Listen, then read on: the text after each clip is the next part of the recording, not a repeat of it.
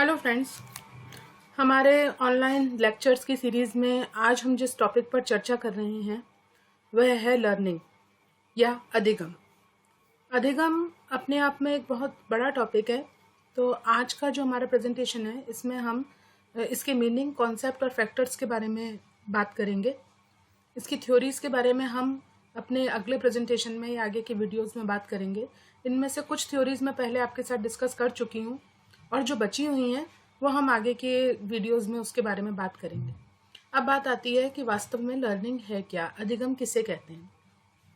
अपनी बात शुरू करूं, मैं परिभाषाओं तक या इसके संप्रत्य तक पहुंचूं उसके पहले मैं आपको एक चीज़ ये बताना चाहती हूँ कि अधिगम एक ऐसी प्रक्रिया है जो मनुष्य के जन्म के साथ ही स्टार्ट हो जाती है। बालक जब जन्म लेता है, जन्म लेते ही वो कई सारी चीज़ें अपने आप सीखने लगता है। सरल शब्दों में बोलूँ तो अधिगम का मतलब होता है सीखना, और सीखने की प्रक्रिया जन्म लेने के बाद स्टार्ट हो जाती है। जैसे ही आपका मस्तिष्क सोचना शुरू करता है, सीखना हम शुरू कर देते हैं, और ये सीखने की प्रक्रिया हमारे जीवन भर चलती रहती है। यानी हम कह सकते हैं अधिगम एक विकास की प्रक्रिया है जो जीवन पर्यंत चलती रहती है। अब ये सीखना परिस्थितियों पर किस प्रकार निर्भर करता है, वास्तव में सीखना या अधिगम हम किसे कहेंगे, इन सारे बिंदुओं पर आज के हम वीडियो में चर्चा करने वाले हैं। तो आइए शुरुआत करते हैं हम आज के टॉपिक की, जिसका शीर्षक है लर्निंग या अधिगम। बात करें अगर, तो सबसे पहले इसकी इंट्रोडक्शन की बात करते हैं। लर्निंग जो है ये एक इनहेरेंट कैपेसिटी है ह्यूमन बीइंग की, यानी जन्मजात एक गुण होता है, मानव का जन्मजात गुण है जो उसके जन्म के साथ ही स्टार्ट हो जाता है। अधिगम करना मानव अपने जन्म के साथ ही स्टार्ट कर देता है। सोचने की क्षमता हो जाती है। बच्चा जब छोटा होता है और छोटे पने में अगर उसको गर्म दूध पिला दिया जाए तो अगली बार वो दूध पीने से पहले एक बार सोच के फिर दूध पीता है ताकि उसका मुंह ना जले।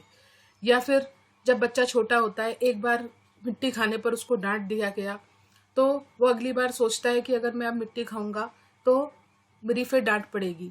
तो ये बचपन से ही शुरू होने वाली प्रक्रिया है, और जैसे जैसे व्यक्ति बड़ा होने लगता है, बालक बड़ा होने लगता है, ये प्रक्रिया और स्थायी रूप से व्यवहार में आने लगती है, व्यवहार का एक भाग बनने लगती है। तो ये एक इनहेरेंट कैपेसिटी है जो हमारे जन्म से स्टार्ट हो जाती है। ये हमारी आदतों के लिए, it is responsible for our habits, attitude, knowledge, skill and interest. ये हमारी आदतें कैसी होंगी, हमारा रवैया कैसा होगा, ज्ञान और कौशल का स्तर क्या होगा, हमारी कौन सी रुचियाँ होंगी, इन सब पर हमारी ये अधिगम निर्भर करता है कि आपने जिस चीज़ को ज़्यादा आप इंटरेस्ट के साथ में, जिसमें आपकी रुचि होगी, उसका आप अधिगम बहुत जल्दी करोगे। या आपकी जो एक आदत का पार्ट है या आप बनाना चाहते हो, अगर उसको कोई नई आदत सीखना चाहते हो तो आपकी लर्निंग बहुत इफेक्टिव होगी। या अपने ज्ञान के स्तर को बढ़ाना चाहते हो, अपनी कोई किसी कौशल या स्किल को आप डेवलप करना चाहते हो, तो उसी हिसाब से लर्निंग आपकी जो है वो घटती या बढ़ती रहती है। ये हमेशा पॉजिटिव हो ये ज़रूरी नहीं है, कई बार गलत भी, नेगेटिव वे में भी लर्निंग होती है बच्चों की। वो गलत जब संगत में पढ़ते हैं, इसके बारे में हम बाद में बात करते हैं।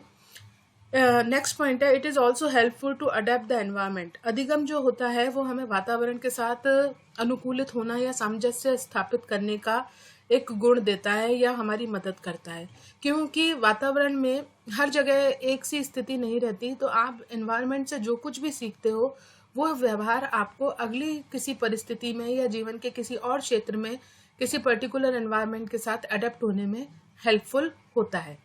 दूसरे शब्दों में अगर हम कहें तो लर्निंग जो है वो चेंज या मॉडिफिकेशन है हमारे बिहेवियर में। सबसे सिंपल डेफिनेशन है कि अगर आपसे कोई पूछता है व्हाट इज लर्निंग, तो हम बोलेंगे लर्निंग इज चेंज और मॉडिफिकेशन इन बिहेवियर।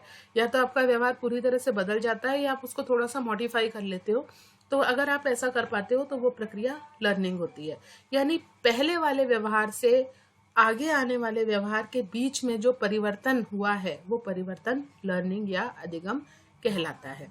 मानव के व्यवहार में होने वाला परिवर्तन या उत्तरोत्तर परिवर्तन अधिगम कहलाता है। Learning is a process which is universal and continuous. ये एक सतत प्रक्रिया है, यूनिवर्सल है, सार्वभौमिक है, जीवन पर्यंत चलती रहती है, इसीलिए इसको सतत नाम दिया गया है। अब हम आगे इसके बाद बात करने वाले हैं इसकी प्रमुख डेफिनेशंस के बारे में। तो इसकी डेफिनेशंस में जो मेन फोकस किया गया है वो मैंने यहाँ पर बोल्ड कर दिया है, जहाँ से आप डेफिनेशन आसानी से याद कर सकते हैं। जैसे जी मर्फी की जो डेफिनेशन है, उन्होंने बोला the term learning covers every modification in behaviour to meet environmental requirements. Murphy ने अपनी डेफिनेशन में मॉडिफिकेशन ऑफ बिहेवियर की बात तो की, लेकिन एनवायरमेंट की रिक्वायरमेंट के अकॉर्डिंग वो व्यवहार किस प्रकार होगा, यानी वातावरण की आवश्यकता के अनुसार अगर कोई व्यक्ति अपने व्यवहार में परिवर्तन करता है या अपने व्यवहार में कुछ रूपांतरण करता है तो वह प्रक्रिया अधिगम कहलाती है। यह मर्फी की डेफिनेशन है। इसके बाद गेट्स की डेफिनेशन जो देखते हैं हम, तो गेट्स ने बोला learning is modification in behaviour as a result of past experience.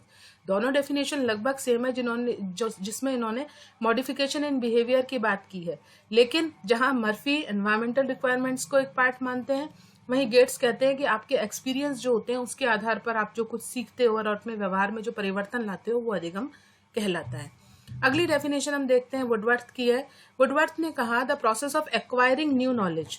यहाँ इन्होंने इससे पहले व्यवहार में मॉडिफिकेशन की बात की थी, व्यवहार में परिवर्तन की बात की थी, लेकिन वुडवर्थ ने नए ज्ञान को ग्रहण करना अधिगम कहलाता है। उन्होंने बोला the process of acquiring new knowledge and new responses in the process of learning, यानी अधिगम की प्रक्रिया के अंदर नए व्यवहार को या नए ज्ञान को ग्रहण करना और उसके प्रति रिस्पॉन्स करना, अपनी प्रतिक्रिया देना, ये दोनों प्रक्रियाएं शामिल होती हैं। क्रो एंड क्रो की डेफिनेशन में उन्होंने बताया learning is acquisition of habit, knowledge and attitude. ये हमने पहली वाली स्लाइड में भी देखा था।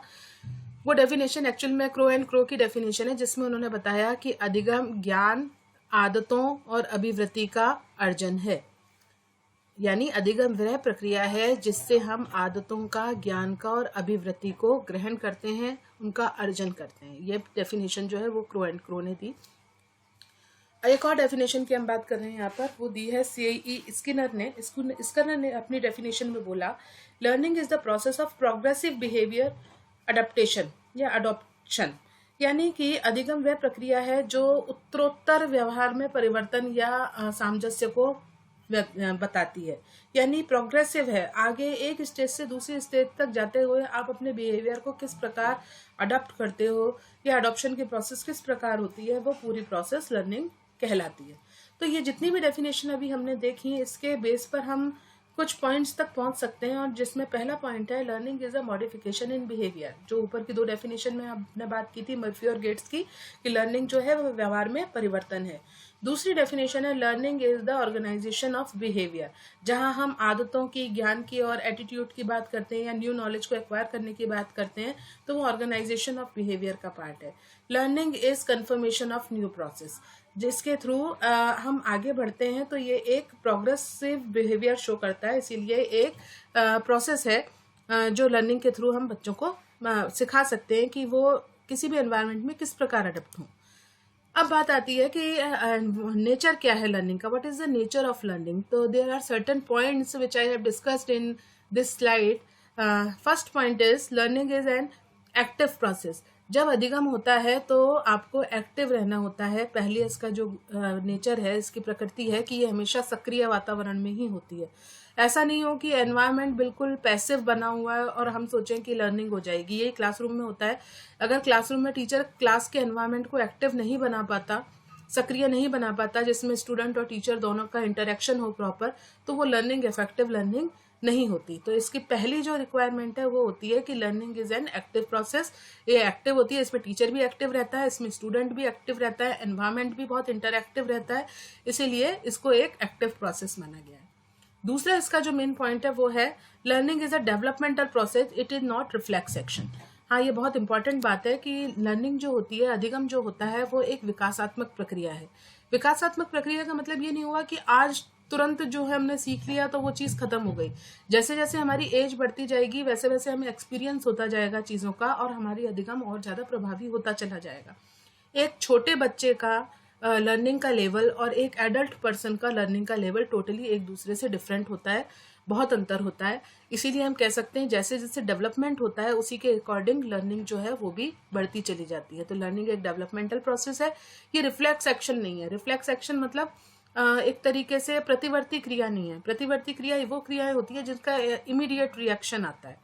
जैसे किसी ने आपको सुई चुभोई तो आप फटाफट वहां से हाथ हटा लोगे, तो ये रिफ्लेक्स एक्शन होता है। ऐसी कोई प्रोसेस नहीं है जो विद इन अ मिनट हो जाए। इसके लिए आपको टाइम लगता है, ये टाइम टेकिंग प्रोसेस है क्योंकि डेवलपमेंट के साथ साथ चलती है। नेक्स्ट इसका जो फीचर है वो है लर्निंग में बी पॉजिटिव और नेगेटिव बोथ। ऐसा नहीं है कि जो लर्निंग है वो हमेशा पॉजिटिव होगी। इससे पहले मैंने आपसे ये बात की थी। हम कोशिश करते हैं कि हम ये माने कि लर्निंग हमेशा पॉजिटिव होती है, लेकिन बच्चा हमेशा अच्छी बातें सीखे इसकी हम श्योरिटी नहीं दे सकते। कई बार एनवायरनमेंट से या अपने पीयर ग्रुप के साथ में या अपने साथियों के किसी ग्रुप के साथ में, जो उसके लोग जिनके साथ वो रहता है, ऐसे लोगों के साथ में बच्चे के अंदर कुछ गलत आदतें भी आ जाती हैं, वो भी उसका एक लर्निंग का पार्ट बनाती हैं। हाँ, अगर हम उसको सही डायरेक्शन में मोड़े तो हम उसके बिहेवियर को चेंज कर सकते हैं। तो लर्निंग जो है ये पॉजिटिव और नेगेटिव दोनों हो सकती है। नेक्स्ट पॉइंट है learning depends on activity of the learner. Learning learner की एक्टिविटी पर डिपेंड करती है। बालक जितना सीखना चाहेगा, बच्चे में जितना इंटरेस्ट होगा, जितना उसका नॉलेज का लेवल उसको इंक्रीज करना होगा, उसके ऊपर लर्निंग इफेक्ट करेगी। वो जितनी मेहनत करेगा पढ़ने में उतना ज़्यादा सीख पाएगा, जितना उसका इंटरेस्ट क्रिएट होगा उतना ज़्यादा वो सीख पाएगा। तो टोटल हम ये कह सकते हैं कि लर्निंग जो है वो एक्टिविटी, लर्नर की एक्टिविटी पर डिपेंड करती है। स्टूडेंट जितना एक्टिव एनवायरनमेंट क्रिएट करेगा, लर्निंग भी उतनी ज़्यादा इफेक्टिव होगी। नेक्स्ट पॉइंट है learning is goal oriented process. हमेशा किसी ना किसी गोल को या लक्ष्य को ध्यान में रख करके बच्चा अधिगम करता है या व्यक्ति कुछ सीखता है। जैसे मेरा कोई गोल है कि मुझे किसी कॉम्पिटिटिव एग्जाम को फाइट करके एक अच्छी पोस्ट पर जॉब लेनी है, तो मैं उसी के हिसाब से अपनी तैयारी करूंगी, उसी के हिसाब से मैं कंटेंट को तैयार करूंगी। तो ये एक गोल ओरिएंटेड, मैंने एक गोल सेट किया और उस तक पहुंचने के लिए मुझे इस प्रोसेस को थ्रू आगे बढ़ना है। तो मैं जितना कुछ भी सीखूंगी उसके दौरान वो लर्निंग का एक पार्ट होगा। तो ये गोल ओरिएंटेड प्रोसेस है। लास्ट पॉइंट है learning has vast area which has 3 domains. Learning एक बहुत बड़ा एरिया है, इसके 3 पार्ट होते हैं। पहला जो पार्ट होता है वो होता है कॉग्निटिव डोमेन, दूसरा अफेक्टिव डोमेन, तीसरा साइकोमोटर डोमेन। इनके बारे में हम पहले बात कर चुके हैं। अगर हम अपने ज्ञान से संबंधित बात करते हैं तो वो संज्ञानात्मक पक्ष होता है या कॉग्निटिव डोमेन होता है। अगर हम अपने इमोशंस और फीलिंग्स की बात करते हैं, भावनाओं की बात करते हैं, तो वह अफेक्टिव डोमेन्स होता है। और तीसरा जो लर्निंग का डोमेन है वो साइकोमोटर है, जो स्किल बेस्ड या कौशल पर फोकस करता है। अब हम बात करते हैं कि लर्निंग वास्तव में कितने प्रकार की होती है। तो मेजरली हम इसको 4 कैटेगरी में डिवाइड कर सकते हैं: reception learning, discovery learning, rote learning, meaningful learning. Reception learning, या आप ये बोलें कि आत्मसात करने वाली जो अधिगम होता है, आत्मसातीकरण वाला, ग्रहण करने योग्य अधिगम, वो अधिगम वो होता है जो लर्नर जो होता है उसको कोई कंटेंट रिटन या स्पोकन कंटेंट दे दिया जाता है। टीचर या तो कुछ लिख के या कुछ बोल करके अपना कुछ कंटेंट मटेरियल देते हैं और बच्चे उसको एज इट इज इंटरनलाइज कर लेते हैं, समझ करके उसको आत्मसात कर लेते हैं। और उसमें एक तरीके से ये या तो रोट मेमोराइजेशन के थ्रू हो सकता है या अंडरस्टैंडिंग के थ्रू हो सकता है। ऐसा नहीं है कि बच्चे ने केवल रट कर ही उस चीज को याद किया हो, बल्कि समझ करके भी बच्चा उस चीज को याद कर सकता है, ग्रहण कर सकता है। तो आत्मसात करने की जो ये प्रक्रिया है ये रिसेप्शन लर्निंग कहलाती है। दूसरा जो इसका टाइप है वो है डिस्कवरी लर्निंग। डिस्कवरी लर्निंग का मतलब होता है इसमें न्यू कॉन्सेप्ट या न्यू प्रिंसिपल को लर्नर के थ्रू डिस्कवर किया जाता है, खोजा जाता है। बच्चा अपने आप कोई नया कंटेंट ढूंढकर उसको तैयार करता है और तैयार करने के बाद में किसी डिसीजन तक या किसी कंक्लूजन तक पहुंचता है। तो उसने जो उस नई चीज को सीखना, खुद सीखने के लिए जो खोज करी, उसी के आधार पर इसका नाम रखा गया है डिस्कवरी लर्निंग।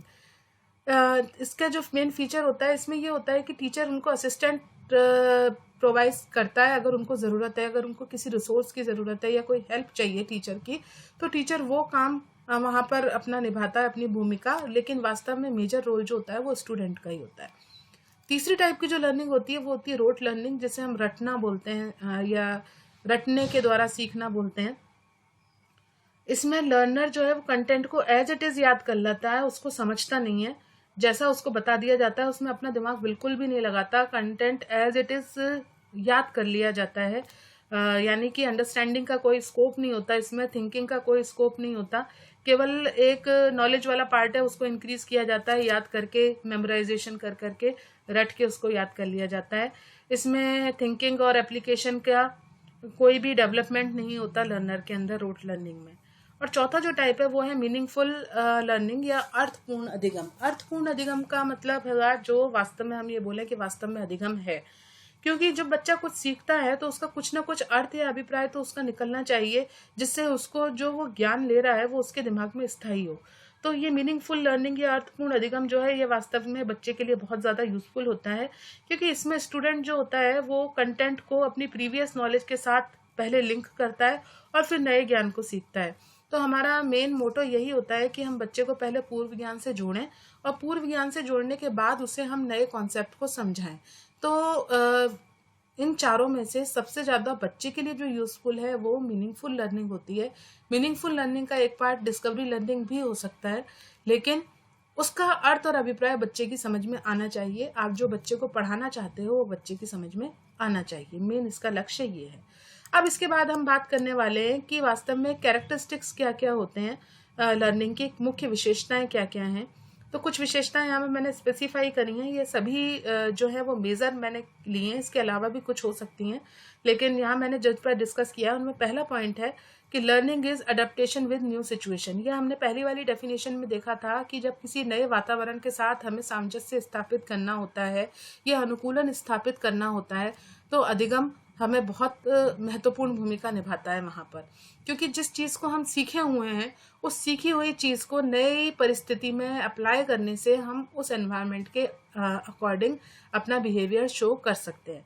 फॉर एग्जांपल, आपने किसी पर्टिकुलर लैंग्वेज को, या फ्रेंच में एक एग्जांपल ले रही हूँ, फ्रेंच लैंग्वेज को आपने पहले सीखा हुआ है, तो जब आप फ्रांस जाएंगे और आपको वहाँ पर नया एनवायरनमेंट देखने को मिलेगा, तो आपको ये जो सीखी हुई फ्रेंच लैंग्वेज है वहाँ पर उस एनवायरनमेंट के साथ अडेप्ट करने में बहुत हेल्प करेगी।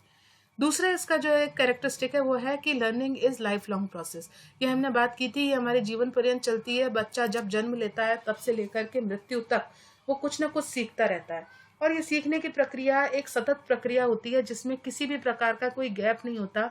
जैसे एनवायरनमेंट की सिचुएशन होती है या आसपास का वातावरण होता है या उसके कलीग्स या पीयर ग्रुप होते हैं, फैमिली मेंबर्स होते हैं, वो डायरेक्टली और इनडायरेक्टली उनके बिहेवियर को देख करके कुछ ना कुछ सीखता है। तो ये एक लाइफ लॉन्ग प्रोसेस है जो जीवन पर्यंत चलती है। तीसरा इसका जो मेन पॉइंट है वो गोल ओरिएंटेड होती है। ये हमने बात पहले की थी कि लर्निंग का कुछ ना कुछ लक्ष्य होता है। अगर आप किसी बात को फोकस्ड होकर के सीखना चाहते हो तो उसके लिए आपने कोई ना कोई अपना लक्ष्य निर्धारित किया होगा, इसीलिए आप उससे संबंधित सारी जानकारी इकट्ठा करना चाहते हो, इसीलिए आप गोल ओरिएंटेड होकर के किसी चीज को सीखते हो। तो थर्ड पॉइंट है learning is goal oriented process. Fourth इसका पॉइंट है learning is change in behaviour. ये हम शुरू से ही बात करते आ रहे हैं, जब से हमने अपनी बात रखना शुरू किया कि वास्तव में व्यवहार में होने वाला परिवर्तन ही अधिगम कहलाता है। आज हमारा जो व्यवहार है उसके बाद हमने कुछ चीजों को सीखा। फॉर एग्जाम्पल, मैं एक उदाहरण लेना चाहती हूँ कि मैं बच्चे के अंदर कुछ डेवलप करना चाहती थी, वैल्यूज, कुछ गुण उनके अंदर, कुछ ह्यूमन वैल्यूज या मॉरल वैल्यूज का डेवलपमेंट में चाहती थी, जिसमें डिसिप्लिन, पंक्चुअलिटी, ये कुछ चीजें ऐसी थी जो बच्चे के अंदर आनी हो। तो मैं पहले उसके व्यवहार को देखूंगी और उसके बाद मैं उनमें वैल्यूज को डेवलप करने में अपना रोल कैसे प्ले कर सकती हूँ, उनको उन चीज़ों को सिखाने के बाद अगर मैं उसके व्यवहार में कुछ परिवर्तन ला पाई तब मैं कहूँगी कि हाँ, इसकी लर्निंग हुई है, इसने मॉरल वैल्यूज़ को सीख लिया। क्यों? क्योंकि मॉरल वैल्यूज़ को सीखने के बाद उसने उस चीज़ को अपने व्यवहार में ढाला और व्यवहार में डालने के बाद अपने व्यवहार को और इम्प्रूव किया, अपने व्यवहार को चेंज किया।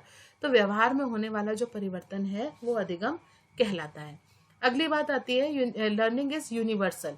यह सार्वभौमिक होता है। सार्वभौमिक मतलब हम कभी भी कहीं भी कुछ भी सीख सकते हैं।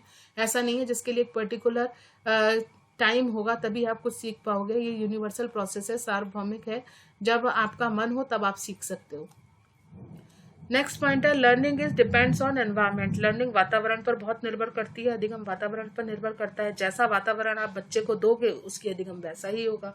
अगर आप अपने बच्चे को बहुत अच्छा व्यक्ति बनाना चाहते हो, बहुत सक्सेसफुल व्यक्ति बनाना चाहते हो और उसके लिए आपने उसको प्रॉपर एनवायरनमेंट दिया है, तो वो उसकी संभावना बहुत ज़्यादा है कि वो आपकी उम्मीदों पर खरा उतर पाए। अगर आप किसी बच्चे को प्रॉपर एनवायरनमेंट दे नहीं रहे हो, रिसोर्सेज प्रोवाइड नहीं करा रहे हो और आप उससे एक्सपेक्टेशन रख रहे हो कि इसका रिजल्ट बहुत अच्छा जाएगा, तो इसकी उम्मीद कम होनी चाहिए, क्योंकि एनवायरनमेंट बहुत इंपॉर्टेंट रोल प्ले करता है। अगर आपका एनवायरनमेंट ऐसा है जिसमें बच्चे का पढ़ने में मन लगता है तो वो ज़्यादा सीख पाएगा। अगर एनवायरनमेंट ऐसा है जिसमें वो पढ़ ही नहीं पाता, बहुत शोर होता है या कहीं कुछ कमियां हैं जिसकी वजह से वो नहीं सीख पा रहा है, तो कहीं कुछ बैरियर्स हैं, तो उसकी जो लर्निंग है वो इफेक्टिव नहीं होगी। नेक्स्ट इसका जो कैरेक्टरिस्टिक है वो लर्निंग इज में लर्निंग में जो होता है चाइल्ड इज इम्पॉर्टेंट। ये एक चाइल्ड सेंटर्ड प्रोसेस है, क्योंकि सीखना तो बच्चे को ही है। टीचर तो केवल हेल्प कर सकता है उसको कंटेंट को समझाने में, लेकिन वास्तव में जो सीखने का काम है वो बच्चे का ही है। तो बच्चे के इंटरेस्ट के अकॉर्डिंग, उसके मेंटल लेवल के अकॉर्डिंग लर्निंग होनी चाहिए। ऐसा नहीं हो कि बच्चा छोटी क्लास का है और हम कंटेंट उसको बहुत बड़ी क्लास का पढ़ा दें। इन सारी चीज़ों को ध्यान में रखते हुए, स्टूडेंट सेंटर्ड अप्रोच को ध्यान में रखते हुए लर्निंग होनी चाहिए। तो लर्निंग जो है उसमें बालक जो होता है वो केंद्र पर होता है। ये एक इम्पॉर्टेंट पॉइंट है। अगला इसका कैरेक्टरिस्टिक है learning is collection of knowledge. ऐसा नहीं है कि एक चीज़, एक बार आपने कोई ज्ञान ग्रहण कर लिया और उसके बाद आप उसको भूल जाओगे और नई सिचुएशन होने पर आप उसको अप्लाई नहीं कर सकते, क्योंकि आपने पहले उसको काफ़ी समय पहले सीखा था। ये कलेक्शन ऑफ नॉलेज है। एक बार आपने जो चीज़ ज्ञान ग्रहण कर लिया वो उस एकत्रित होता जाता है आपके दिमाग के अंदर, भले ही वो सबकॉन्शियस माइंड में इकट्ठा हो, और जब परिस्थितियाँ आती हैं तो वो परिस्थितियों के अकॉर्डिंग अपने आप को शो करता है। तो learning is a collection of knowledge कहा जाता है। अगला फीचर है learning as a active participation of learner. Learning में लर्नर का एक्टिव पार्टिसिपेशन होना बहुत ज़रूरी है, क्योंकि लर्निंग तो बच्चे को करनी है। जिसको सीखना है, जो व्यक्ति सीखना चाहता है, उसका खुद का एक्टिव पार्टिसिपेशन होना बहुत ज़रूरी है। अगर आप एक्टिवली पार्टिसिपेट किसी एक्टिविटी में नहीं करोगे तो आप उसको अच्छी तरह से नहीं सीख पाओगे।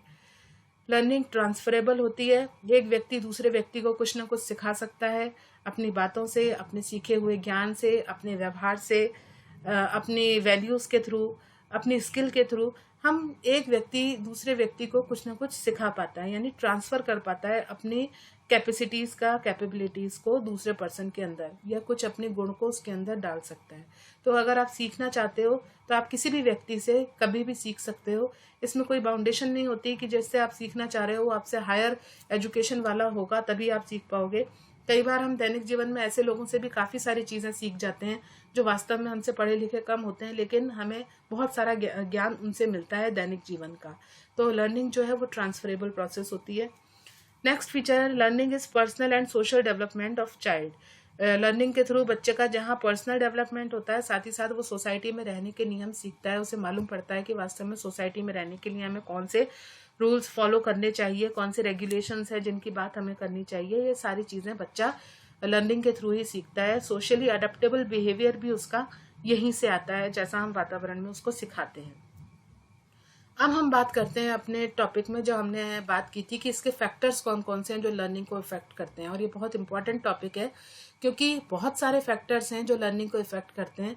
अगर हम कहें कि किसी की लर्निंग इफेक्टिव है तो इसमें ऐसा नहीं है कि केवल बच्चे का ही रोल होगा, उसके अलावा बहुत सारे फैक्टर्स हैं जो है उसके ऊपर रिस्पॉन्सिबल होंगे इस काम के लिए। तो इसको हमने मेन यहाँ पर 4 कैटेगरीज में डिवाइड किया है। टीचर से रिलेटेड, स्टूडेंट से रिलेटेड, एनवायरनमेंट से रिलेटेड, जो भी इन सबको मैंने कैटेगरीज में बांटा है। इसमें पहली जो कैटेगरी है वो है फैक्टर्स रिलेटेड टू लर्नर।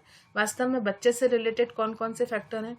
तो पहली बात, विल टू लर्न। बच्चे के अंदर इच्छा होनी चाहिए सीखने की। अगर उसके अंदर इच्छा है, इंटरेस्ट है उसका, तो ही वो सीख पाएगा, अदरवाइज वो नहीं सीख पाएगा। तो सबसे पहले अगर आपको किसी कंटेंट को बच्चे को समझाना है तो उसके अंदर क्यूरियोसिटी को डेवलप करना पड़ेगा, उसके अंदर जिज्ञासा को जागृत करना पड़ेगा, ताकि वो सीखने के लिए रेडी हो।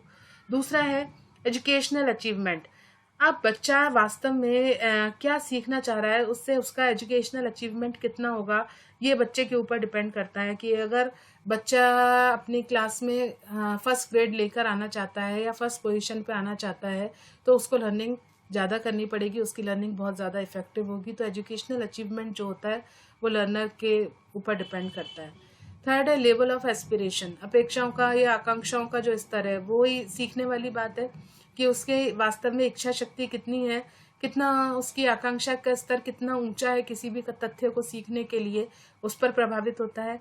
इंटेलिजेंस पर भी कई बार प्रभावित होती है जो है हमारी लर्निंग, क्योंकि बच्चे की जो जितनी बुद्धि लब्धि होती है उसी के हिसाब से वो सीखता है। हाई आईक्यू का बच्चा किसी भी कॉन्सेप्ट को जल्दी सीख जाता है, जबकि जिनका आईक्यू कंपैरेटिवली थोड़ा लो होता है उन बच्चों को सीखने में समय लगता है। तो ये एक फैक्टर है इंटेलिजेंस जो लर्निंग को इफेक्ट करता है।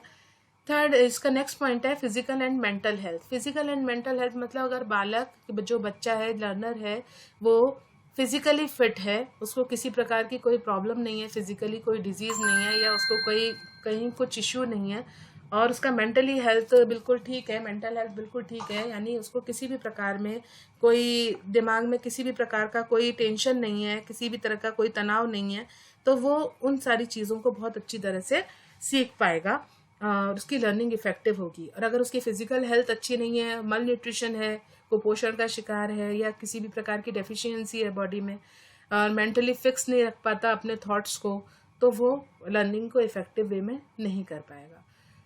अगला पॉइंट जो है वो है मैच्योरेशन, परिपक्वता। परिपक्वता भी जो है बहुत इंपॉर्टेंट रोल प्ले करती है, लर्नर से रिफ्लेक्टेड है, क्योंकि जो लर्नर जितना ज़्यादा मेच्योर होता है, मेच्योर मतलब चीज़ों को समझने के लिए रेडी होता है, वो उतना ही ज़्यादा अच्छे से सीख पाता है। मेच्योरिटी लेवल एज के अकॉर्डिंग भी आता है। अगर कोई छोटा बच्चा है तो उसका लर्निंग का लेवल कंपैरेटिवली लो होगा, और वही बड़े बच्चे का जो लर्निंग लेवल है वो कंपैरेटिवली हाई होगा। तो मैच्योरेशन या परिपक्वता जो है वो एक इम्पॉर्टेंट फैक्टर है यहाँ पर लर्नर्स के पॉइंट ऑफ व्यू से। ये कुछ फैक्टर्स हैं जो लर्नर के पॉइंट ऑफ व्यू से इफेक्ट करते हैं लर्निंग को, जिसमें अगर आपकी इच्छा, बच्चे की इच्छा नहीं है तो नहीं सीख पाएगा, या फिर उसका इंटेलिजेंस का लेवल कम या ज़्यादा है, उसके आधार पर भी निर्भर करता है, फिजिकल मेंटल हेल्थ पर भी डिपेंड करता है। ये सही से फैक्टर जो है वो लर्नर से रिलेटेड है। अब इसके बाद हम बात करने वाले हैं कि टीचर से रिलेटेड कौन कौन से फैक्टर्स होते हैं जो बच्चे की लर्निंग पर प्रभाव डालते हैं, क्योंकि बच्चा अपने घर के बाद जो मैक्सिमम टाइम है वो स्कूल में स्पेंड करता है, लगभग 5 से 6 घंटे वो वहाँ बिताता है। तो उन 5-6 घंटे में जिस व्यक्ति के कांटेक्ट में आता है वो होता है टीचर। अब टीचर का कौन कौन से ऐसे कारक हैं टीचर से रिलेटेड जो उसकी लर्निंग को इफेक्टिव बना सकते हैं या फिर उसको मोटिवेट कर सकते हैं लर्निंग के लिए, सीखने के लिए। तो पहला जो फैक्टर है वो है नॉलेज ऑफ सब्जेक्ट, विषय का ज्ञान। किसी भी टीचर को अपने सब्जेक्ट की नॉलेज कितनी ज़्यादा है, वो जितनी ज़्यादा उसको सब्जेक्ट की नॉलेज होगी, जितने अच्छे से वो अपने सब्जेक्ट को समझता होगा, उतनी ही आसानी से वो अपने कंटेंट को बच्चों को समझा पाएगा, क्योंकि उसके पास बहुत सारे एग्जाम्पल, बहुत सारी ऐसे स्ट्रेटेजीज होंगी जिसके थ्रू वो अपने कंटेंट को बच्चों को समझा पाए। तो पहला होता है सब्जेक्ट नॉलेज, जो टीचर की होनी चाहिए, बहुत अच्छी होनी चाहिए, ताकि वो बच्चों के सामने सारे कॉन्सेप्ट्स को क्लियर करे। दूसरा इनका जो टीचर से रिलेटेड है, बिहेवियर ऑफ टीचर। क्लास में जो टीचर है वो कैसा बिहेव करता है, अगर कोई बच्चा पूछता है तो वो उसको प्रमोट करते हैं और पूछने के लिए मोटिवेट करते हैं, या फिर उसको डांट के चुप करा के बैठा दिया जाता है। अगर आपने बच्चे को डांट के बैठा दिया चुपचाप कि आपका क्वेश्चन का कोई मतलब नहीं है पूछने का, आप ऐसा क्वेश्चन क्यों पूछ रहे हो, तो बच्चे का लर्निंग वहीं स्टॉप हो जाएगा, क्योंकि उसके अंदर क्यूरियोसिटी डेवलप ही नहीं होगी कहीं नहीं सीखने के लिए। उसको डर लगेगा कि मैं कुछ पूछूंगा तो मुझे फिर डांट खाने को मिलेगी। तो जो टीचर का बिहेवियर होता है वो बहुत इंपॉर्टेंट रोल प्ले करता है। वहीं दूसरी तरफ अगर टीचर एक अच्छा मोटिवेटर है तो क्वेश्चन पूछने के साथ में वो उनको बच्चों को सेटिस्फाई कर पाता है, क्लास में सभी बच्चों के साथ अच्छा बिहेवियर रखता है, सबको अच्छे से डील करता है, तो बच्चों की उस क्लास में लर्निंग इफेक्टिव होगी। यही कारण है कि टीचर के बिहेवियर का बच्चे की लर्निंग में कई बार ऐसा भी इफेक्ट देखा गया है कि जिन सब्जेक्ट को पढ़ने में बच्चा डरता है, अगर उस सब्जेक्ट का टीचर का बिहेवियर बहुत अच्छा है तो बच्चे का धीरे धीरे उस सब्जेक्ट में इंटरेस्ट क्रिएट होने लगता है। थर्ड जो पॉइंट है वो है टीचिंग मेथड, कि किसी भी कंटेंट को समझाने के लिए जो टीचर है वो कौन से टीचिंग मेथड को यूज कर रहा है। हमेशा एक ही मेथड का यूज नहीं किया जाता क्लास में टीचर के थ्रू। जब कई बार ऐसा होता है कि किसी चीज को हमें केवल लेक्चर के थ्रू बताना होता है, जबकि किसी को हम डेमोन्स्ट्रेशन के थ्रू बताते हैं, कुछ काम बच्चों के थ्रू भी करवाया जाता है, कुछ प्रोजेक्ट्स देकर करवाया जाता है। तो आप सबसे पहले ये सेलेक्ट करना पड़ता है टीचर को कि इस पर्टिकुलर टॉपिक के लिए मेरे को कौन सी टीचिंग मेथड काम में लेनी है। तो टीचिंग मेथड जो टीचर यूज करता है उसका भी लर्निंग पर इफेक्ट पड़ता है। अगर आप किसी चीज को प्रैक्टिकली करके बता रहे हो और वो प्रैक्टिकली समझने वाला टॉपिक है तो बच्चा जल्दी सीखेगा, बजाय उसको आप थ्योरेटिकली समझाओ इसके। तो टीचिंग मेथड बहुत इंपॉर्टेंट रोल प्ले करता है टीचर के पॉइंट ऑफ व्यू से। नेक्स्ट है level of adjustment and mental health. Class में टीचर अपने आप को किस तरीके से एडजस्ट करता है, उसका लेवल ऑफ एडजस्टमेंट कितना है। क्लास में आने के बाद में टीचर खुद ऐसा बिहेवियर तो शो नहीं करता जैसे वो बहुत परेशान हो रहे हैं या उनका वो मेंटली ठीक नहीं है उस समय, वो टीचर खुद ही किसी स्ट्रेस में है या किसी तरह का कोई तनाव है उनके दिमाग पर और वो क्लास बच्चों की लेने आए हैं, तो वो जो पढ़ाएंगे वो बच्चों की समझ में नहीं आएगा, क्योंकि ना तो वो पूरे मन से पढ़ा पाएंगे और उनके बिहेवियर को देख के बच्चों का भी पढ़ने में मन नहीं लगेगा।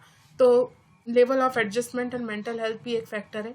इसी के साथ विल टू टीच सबसे इम्पोर्टेंट पॉइंट है। अगर आप बच्चे को पढ़ाना चाहोगे तो ही आप पढ़ा सकते हो। सबसे बड़ी बात ये होती है कि टीचर ये सोचे अगर कि मैं अपने कंटेंट को केवल डिलीवर करके चला जाऊं क्लास में और बच्चे सीख जाएंगे, तो ऐसा नहीं होता। क्लास में कंटेंट की डिलीवरी एक अलग बात होती है और बच्चों को पढ़ाना एक अलग बात होती है। जब आप कंटेंट की केवल डिलीवरी करते हो तो आप इस चीज़ के लिए श्योर नहीं रहते कि आपका पढ़ाया हुआ बच्चे ने सीखा या नहीं। लेकिन आप जब खुद मेंटली प्रिपेयर होते हो और आपकी इच्छा होती है कि आज मैं क्लास में बच्चों को कुछ ना कुछ सिखा कर आऊँगा, तो आप जो बच्चे को पढ़ाते हो तो उसकी डेफिनेटली जो लर्निंग होती है वो बहुत इफेक्टिव होती है। तो ये कुछ फैक्टर हैं जो टीचर से रिलेटेड हैं। आगे हम बात करने वाले हैं, वो बात हम करने वाले हैं सब्जेक्ट मैटर से रिलेटेड जो फैक्टर्स हैं। सब्जेक्ट मैटर या कंटेंट से रिलेटेड भी कुछ फैक्टर्स होते हैं जो लर्निंग पर इफेक्ट डालते हैं। पहला फैक्टर है डिफिकल्टी लेवल, यानी जो कंटेंट है अगर उसकी लैंग्वेज बहुत ज़्यादा टफ है, बच्चे की समझ में नहीं आ रही या बच्चे के मेंटल लेवल के अकॉर्डिंग नहीं है, उससे हायर लेवल की है, तो वो कंटेंट बच्चे की समझ में नहीं आएगा, उसकी लर्निंग नहीं होगी। दूसरा पॉइंट है नेचर ऑफ मैटर, कैसा नेचर है, सारा का सारा सब्जेक्टिव है या उसमें कुछ एक्टिविटीज़ दी हुई हैं या केवल थियोरेटिकल रटने का काम बाकी है। अगर किसी बच्चे को रटा हुआ याद नहीं होता तो उसके लिए वो कंटेंट जो है वो बिल्कुल यूजलेस है। तो नेचर कैसा है उसका, मैटर क्या है, वो मायने रखता है, क्योंकि एक अच्छा जो कंटेंट होता है उसमें थ्योरी के साथ साथ एक्टिविटीज़, प्रैक्टिकल, इन सारी चीज़ों के लिए प्रॉपर स्कोप होना चाहिए। अगर ये ऐसा कंटेंट है, नेचर है उसका, मैटर का, कंटेंट का, तो बच्चे की लर्निंग को हम ये मान सकते हैं कि पॉजिटिव वे में वो आगे बढ़ेगी। थर्ड पॉइंट है रिलेटेड विद लाइफ, जो कंटेंट या जो विषय वस्तु हमें दैनिक जीवन से लिंक करती है या दैनिक जीवन में जिसका हम उपयोग कर पाते हैं, ऐसी चीज़ को हम बहुत जल्दी सीखते हैं बजाय थ्योरेटिकल के। मैंने बच्चों को सिखाया कि हम जब चांद पे जाएंगे तो चांद पर ऐसा वातावरण होगा, ऐसा वातावरण होगा, तो ऐसी चीज़ को बच्चा सीखने में इसीलिए थोड़ा कम कंफर्टेबल होगा क्योंकि वो डेली लाइफ से लिंक नहीं कर रहा। वहीं मैं उसको डेली लाइफ की एक्टिविटीज़ से रिलेटेड प्रेशर के बारे में बता रही हूँ या फिर मैं उसको एनर्जी के बारे में बता रही हूँ, इसके लिए मैं उसको कई ऐसे उदाहरण दे रही हूँ जो वो अपनी डेली लाइफ में देखता है, तो ऐसी चीज़ों को बच्चा जल्दी सीखेगा। तो जो भी विषय वस्तु होती है वो डेली लाइफ से लिंक करती होनी चाहिए, तो बच्चे का अधिगम प्रभावी होता है। नेक्स्ट पॉइंट है लिंक्ड विथ प्रीवियस लर्निंग। आप जो बच्चे को नया ज्ञान देना चाहते हो वो उसकी प्रीवियस नॉलेज से जो है लिंक होना चाहिए। अगर आप अचानक से उसको हैवी कॉन्सेप्ट समझा दोगे और उसके पास पहले से कोई प्रीवियस नॉलेज नहीं है, तो उसको वो कंटेंट याद नहीं होगा, उसकी समझ में नहीं आएगा। इसीलिए हमेशा जो भी सिखाया जाता है या जो भी कंटेंट दिया जाता है बुक्स में, उसको पहले प्रस्तावना के रूप में या फिर पूर्व ज्ञान के रूप में पहले बच्चे को प्रीवियस नॉलेज के साथ लिंक करके समझाया जाता है, तब नई चीज़ों को आगे सिखाया जाता है। क्योंकि जब वो अपने पूर्व ज्ञान के साथ चीज़ों को जोड़ लेता है तो वो आसानी से चीज़ों को सीखता है। तो ये कुछ फैक्टर्स हैं जो सब्जेक्ट मैटर या कंटेंट पर डिपेंडेंट होते हैं कि लर्निंग कैसी हो बच्चे की। अगर ये सारे पॉजिटिव वे में आगे बढ़ रहे हैं तो लर्निंग इफेक्टिव होगी डेफिनेटली। लास्ट जो है वो होता है एनवायरमेंटल फैक्टर, यानी एनवायरमेंट का क्या इफेक्ट पड़ता है लर्निंग पर। तो फिजिकल एनवायरनमेंट जो है, क्लासरूम का एनवायरनमेंट कैसा है, अगर वो घर पे पढ़ रहा है तो घर का एनवायरनमेंट कैसा है, उसको सपोर्ट मिलता है या नहीं, वो सारी चीज़ें जो है फिजिकल एनवायरनमेंट में उसके पास फैसिलिटीज़ हैं या नहीं, प्रॉपर रूम है या नहीं, लाइट आती है, फर्नीचर है या नहीं, उसके बैठने के लिए, पढ़ने के लिए किताबें नहीं है या नहीं। तो फिजिकल एनवायरनमेंट के अंदर वो सारा भौतिक वातावरण आता है जो उसको एक एनवायरनमेंट मिलता है, एटमॉस्फेयर जो मिलता है वो सारा का सारा फिजिकल एनवायरनमेंट में आता है। इसमें सारे रिसोर्सेज भी आते हैं, इसमें उसकी जो फैसिलिटीज़ हैं वो भी आती हैं। अगली बात आती है फैमिली एनवायरनमेंट। अगर फैमिली का एनवायरनमेंट बहुत अच्छा है, हेल्दी है, आप डिस्कस करते हो अपने फैमिली मेम्बर्स के साथ बातों को, या पेरेंट्स अपने बच्चों की पढ़ाई पर ध्यान देते हैं और घर का माहौल बहुत शांतिपूर्ण है, एक दूसरे के साथ बातचीत करके हम समस्याओं को सुलझाते हैं, तो बच्चा उन चीज़ों को अपने परिवार में से लेता है और अपने व्यवहार में ढालता है। वहीं दूसरी ओर किसी परिवार में बराबर लड़ाई झगड़े हो रहे हैं और मेंटली बच्चा अपने आप को कंफर्टेबल महसूस नहीं कर पा रहा है फैमिली के एनवायरनमेंट के साथ में, तो उसकी लर्निंग इफेक्टिव नहीं होती है। थर्ड फैक्टर है socio emotional environment. Socio emotional environment बच्चे की सोसाइटी और उसके खुद के इमोशन से रिलेट करता है। अगर उसकी सोसाइटी का एनवायरनमेंट बहुत अच्छा है, उसके आसपास के लोग, उसका पीयर ग्रुप, उसके पड़ोसी, जिन लोगों के कांटेक्ट में वो आता है, उसके रिलेटिव्स, ये सारे जो हैं वो उसको सपोर्ट करते हैं या वो बहुत अच्छे चीज़ों को लेकर बच्चे को सिखाने की कोशिश करते हैं, और बच्चा इमोशनली अपने आप को बहुत फिट मानता है, या इमोशनल एनवायरनमेंट, जो हमने इमोशनल इंटेलिजेंस में बात की थी बच्चे की कि कैसे उसकी डेवलप होती है, तो लर्निंग बच्चे की इफेक्टिव होगी। क्योंकि हमने इमोशनल इंटेलिजेंस में देखा था कि 20% जो है केवल वो IQ पर डिपेंड करता है बच्चे का सीखना, जबकि 80% EQ पर या इमोशनल जो क्वोशेंट है उस पर डिपेंड करता है। तो इमोशनल एनवायरनमेंट बच्चे का बहुत अच्छा होना चाहिए। बच्चे को किसी प्रकार का कोई टेंशन, स्ट्रेस या किसी प्रकार का कोई डर ऐसा नहीं होना चाहिए। अगर उसके दिमाग में ये सारी बातें हैं तो वो अच्छी तरह से नहीं सीख पाएगा, उसका अधिगम प्रभावी नहीं होगा।